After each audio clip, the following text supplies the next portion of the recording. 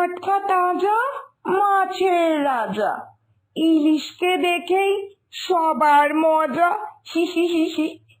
ইলিশ হলো আমার নাম, আমার পাশে অন্য মাছের নেই কোনো দাম।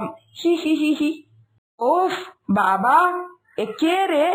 অকারণে বক বক করে নিল আমার কানের মাথা খেয়ে। কে বলেছে তোমায় তুমি মাছের রাজা?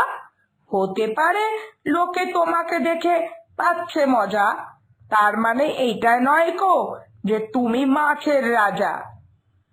ভেটকি পমফ্রেটও আছে বাজারে, আর আমি তো চিংড়ি, আমার সাথে তুলনা কারই বা হতে পারে? এই এই দাঁড়াও একটু, মাছেদের আলোচনায় কোথা থেকে এলো এই চিংড়ি নামের পোকা? ইস চিংড়ি, তুমি যে বড্ড বোকা।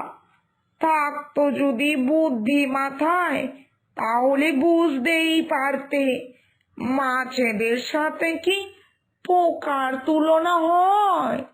আবার সেই বেশি কথা।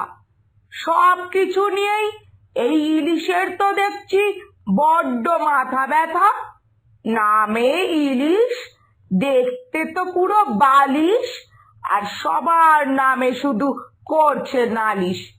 ওই তো শুধু বর্ষাকালেই ইলিশ পাওয়া যায়, তাতেও এর আবার কত অভিনয়।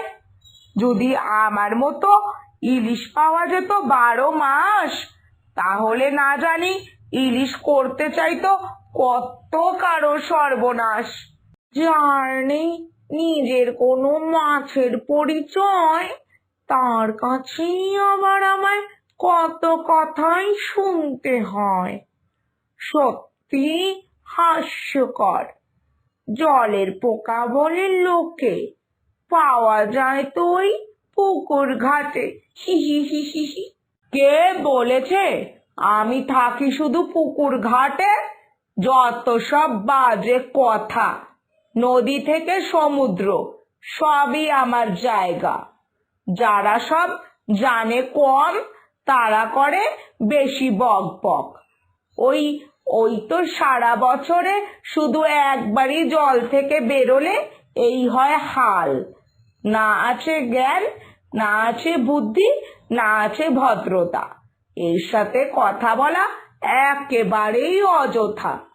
যারা পাওয়া যায় 12 মাস, তাদের সাথে মুখ লাগানো মানে নিজেরই সর্বনাশ।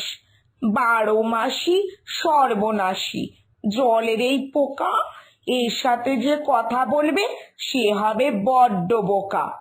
আমি তো আর একটাও কথা বলতে চাই না। আমার সাথে কথা বলার জন্য যেন এই চিংড়ি না করে বায়না।